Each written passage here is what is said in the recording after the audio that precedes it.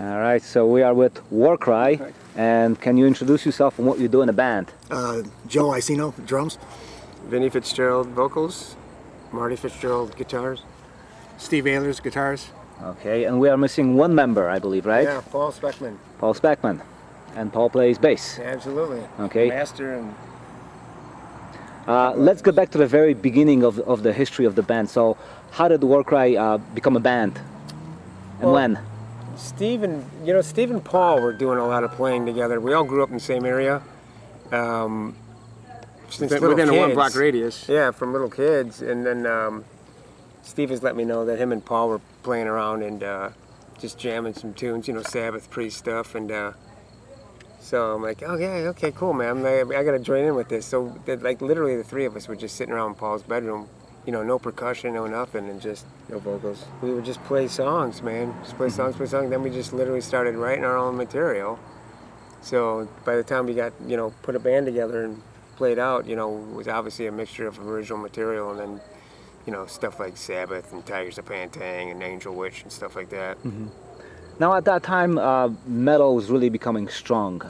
What were your influences, immediate influences? Like Sabbath for sure, big time. Sabbath more than anything. Judas Priest, Saxon.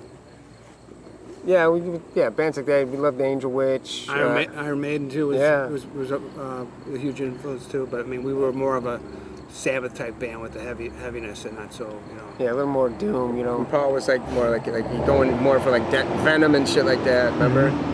Yeah. So yeah, that's pretty much the beginning how it all started out. Now that seemed like a hobby band to begin with, but when did it turn serious for you? When they started sounding good. But when we started gigging out, and it's just like, it's kind of infectious in a sense where you start playing in front of crowds and there's people there and they're, and then girls are showing up and cheering for music that you wrote. Mm-hmm. Yeah, it's just it's like anything else, man. I think you get a taste of it. I think one of our first shows probably at Thirsty Well. Is that right? If I remember right? Yeah. I remember you guys. It was even before I was in the band. Yeah, and then we started getting a lot of attention with that, and we started playing, opening up for a lot of national acts that would come through one of the local clubs in the Chicago area. So now, besides Thirsty Well, what else was available for you to play at that time? Haymakers. Yeah, Haymakers was the big club. Even before Thirsty Whale, Haymakers was pretty much the place to play. It was bigger. It was closer. The national acts that were coming through there. Yeah, like we played with Twisted Sister and Queens right there. We played with Girl School. Mountain.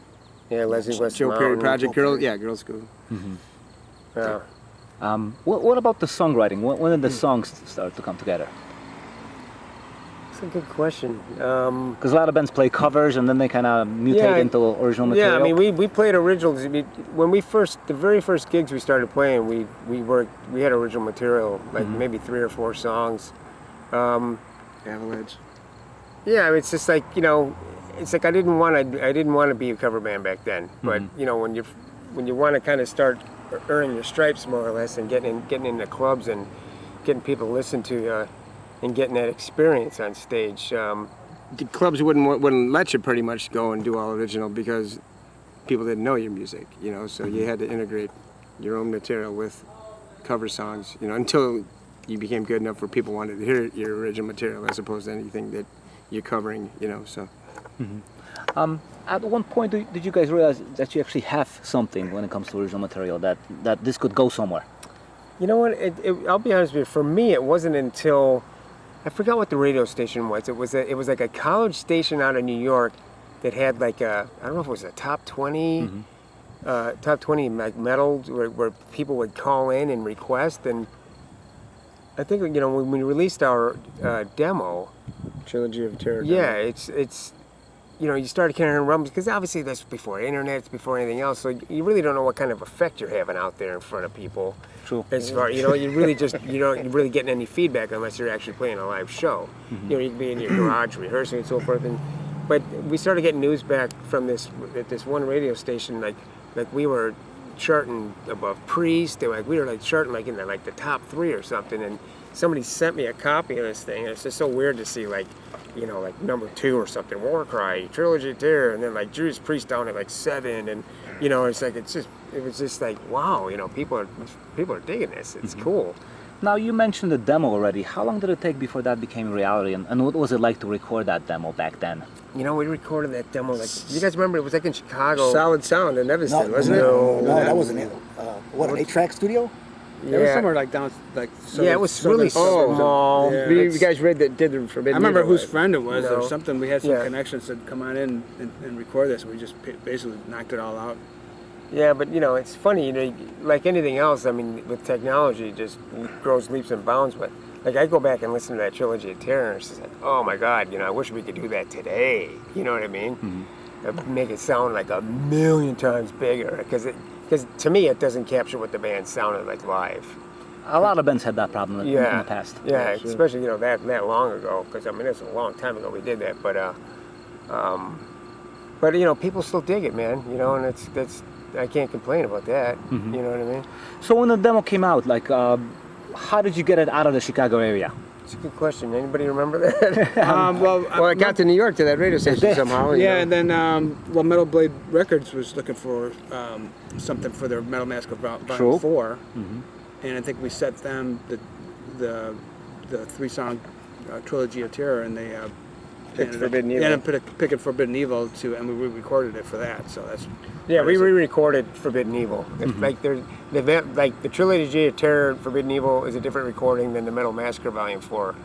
We actually, you know, took a little more time with the Volume 4 version. We went into a real studio, Pierce Arrow, downtown Chicago. Pierce Arrow, that was the name of it. So, you know, they had a great drum room, and Joe just plays a big thump and, you know, big 26-inch kicks and big fat drum tone, which I love. So they had a great drum room with like all glass and so forth. And It was like marble and wasn't it? yeah, it was just, you know, we got a real good tone out of it. We're really happy. To this day, you know, it's a little muddy, but at the same time, it's still big, you know. Like, I like going back and listening to that. Now, how did people react once the Metal Massacre record came out? Really, I remember being very proud. I remember, you know, it's hard for me to say because, you know, well, actually, there's other Chicago bands on there, like, you know, Trouble and... Hey, Paul! Trouble was on there, and Thrust was on there, Witch Slayer. He'll be here. He's out of the book. So yeah, it's really, like I said, back before the internet, it was hard to gauge what was, because there was other bands from other parts of the states, and I'm not even sure if there's any European bands on that album. You know, I don't remember, but I remember just hearing we were just getting a lot of good feedback from that, you know. Were there any offers for full length at that time? You know, and I believe Metal Blade did offer something, but you know, we were like really young and really stupid, and we kind of Aimed Raymond higher a little bit, right? yeah, we were looking for like more of a a major label, I For the suppose. distribution to be a little bit bigger than what Metal Blade was going to be offering at the time, which... But in hindsight, I wish we took the Metal Blade offer, to be honest with you. So, you know, you can't go back and change history. True. Now, the demo did good. You got national exposure through Metal Massacre. What happened next? I think, you know, we just were kind of clubbing and things got a little stagnant, I guess, in a sense. And also probably the scene was changing a bit. Yeah, and Yeah, definitely. Paul went off and started something on his own. We brought my twin brother Vince to came in and played Took bass. over Paul's position because these guys were without a bass, and it was a couple weeks before our show that we were going to open up for girls' school, I believe. Or we had a show in Milwaukee for New Year's Eve. Yeah. That was going to... Peppermint Lounge. Was it called Peppermint Lounge? Yeah, and it was going to be like on their radio station. You know, they're going to do it live, and they checked in a few different clubs, and like they played a good portion of our set over the radio in Milwaukee. And then the following week, we had a show at Haymakers opening up for girls' school. So then after that, we replaced our singer with me, and we replaced the bass player, what I'd played Yeah, we played with a different bass player. You know. Yeah, the bass player from Witch Slayer, Pat Ryan. Yeah, they were on we brought him in. They were on Metal Massacre Volume 4 as well, the same, you know, Now, compilation album. you mentioned your first singer, Rich Rosick. Yeah, right. Rich Rosick. How significant was he in your first demo and the first recordings? I remember Rich kind of dealing a lot with the business sense of things and so forth. Like, I'm pretty sure he's the one that set up that first demo. I think he knew the engineer at the place.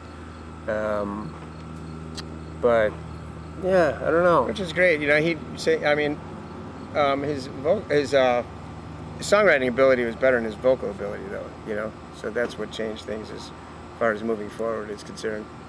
You mean his lyric writing? His lyric writing, that's what I meant. Yeah, his lyric writing was better than his vocal ability. So, but you know, Rich was, he's huge in the beginning for the band. You know, he's set the tone for me to step into. You know, So when did the band break up? we kind of just morphed and started. It never broke up; it morphed into something different. Or when did you stop being active? Maybe that's a more proper question. Oh boy, what was that? I'm trying to think, because we did keep Warcry a little alive, but we kind of went with more of a less of a doom and more of a hard rock kind of edge, and because we approached labels with our demos and so forth, and I always kept hearing back because we were really young and really baby faced at the time. So we kept hearing, like, you guys sound like Sabbath, but you look like the Bay City Rollers. You know what I mean? And then I say, the way you guys look, nobody's going to buy what you're selling because it just doesn't look the same. It just doesn't. So come on over here, man. We're doing a little bit of a talk here. Sorry, we got to pause a little bit. Say hello. Oh, how you doing, bud? It's good, huh? Long time no see. What's up, brother? Good to see you. This guy's here to interview you, man. So Yeah, well, join him. You gotta load the fucking shit in, man. Well, you know what? These guys you can take care of for a minute. Right? So, Paul, we've been talking history of Warcry. Anything to add from your side of things? I don't know what you talking Well, about. we talked a little bit about how we started, how me and you started. Basically, we're coming to the end of Warcry, how it ended at this point. But how do you remember your time with the band? I had a great time. A lot of crazy girls and parties and some crazy stuff, right? Yep. You were talking just about been in that, the car for 2 hours. labels had a difficult time with your look. Yeah, they did. So how did things go from We there? were too, I'll be honest with you, man. I just wanted to be a musician. I wanted to be a rock star. I'm not gonna lie about it. I wanted to be a rock star. Right? So, you kind of sell your soul in a sense. You sell out in a sense. And I'll be the first to admit it. Like, I really wanted to play guitar for a living. I didn't want to go to a 9 to 5. And if these people, labels are the ones that say that we've got the money to pay you, we're going to employ you. I just felt like I kind of had to bend for them in a sense. You know what I'm saying? And that's just basically how that went, We just kind of softened our approach because, I couldn't get any of the labels to sign us with how heavy we were playing. Yeah, I mean, at that time you had to be either super soft or super heavy. Yeah. It was difficult to be a middle ground. Yeah, it was weird. It was Yeah, weird. we were heavy, weren't we? The first demo was just sick, for sure. All right, so Trilogy of Terror, that was great, right? how do you think this music survived? Because all of a sudden there was a resurgence of traditional metal. Yeah. A lot of old bands came back out of the woodwork, and the name Warcry came back as well. Paul, you released a demo on vinyl, I believe, right? Yeah. Did you get a copy? No. I better look. I probably have one more somewhere. How did things go from there? Oh, it's $20. I don't know. To me, metal's never died, in my opinion. It's never died. No way, But never. I love the fact that in just being, because I live in LA, and just with the use of the internet and everything now and YouTube, and it's much easier to see exactly how big it still is. It's you see these festivals bands like Gojira and stuff playing France in front of 250,000 people out there. It's you know what I mean? It's just Hell yeah. unbelievable. People still fucking love this, man. It's just fuck, we should be playing those places, man. Speaking of that, you're back together, right? Yeah. How for a did this couple come tracks. about? Paul was on tour, obviously, and I was looking at his tour dates and seeing when am I going to get a chance to see Paul? And then all of a sudden I see he's in Chicago, and it's just dawned on me God, man, I should grab my brother. We should go back and grab Steve and Joe. Yeah, perfect. And and see if we can just wrangle everybody together. And then I was like, hey, Paul, like, what do you think about us getting up there on your set and like knocking out a couple war cry tunes, man? He's like, sounds great, you know. You know it. And then I'm like, so. Cost it $20 a And then For $20 more.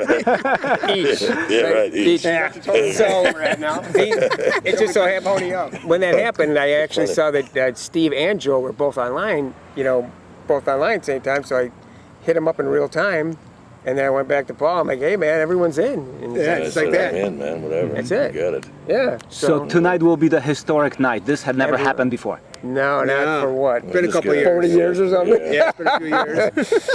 Just Yeah. gotta make sure we don't fuck up the tune. You know what? It's gonna be Any fun. any Don't worry about jitters? that. And what do you anticipate will happen? Oh, I worked on it a anticipate bit, just- magic, I'm man. getting It's gonna be. I okay. can't wait to play these songs. Just a with lot of these guys. fun. It's gonna be fun. I'm gonna be spending more time looking at Yeah, these guys we in the gotta- crowd. You know what I mean? Just like looking, there's my buddy Steele, there's my boy Paul, there's Joe. We may have to film a little segment afterwards. Okay. Just to see what happened after. Any final words? No, I'm good. I can't wait. Just keep some space on that thing. Yeah, man. I'll just Plenty of space here. I just say I hope it's one of many, man. Yeah. I'd like Paul to show me around Europe. Yeah, well, you know, that Polak, that guy, oh, that's good. That Polak guy out there wants to release the EP again with some new songs from you. I already said that. Oh yeah. And Oh yeah. we could obviously So there could be more. we could Yeah, do maybe a couple, we could use this and a jump start for something we else. could You know, probably just do a couple you know, festivals. Paul's with got them some too, great you know. ideas. That's up to you guys. Yeah, That'd we're be down. fucking Yeah. Hey, we're down, man. That's Well, up to sounds you good. guys. Yeah. Thank you guys. Thank you. Break your legs, man. We'll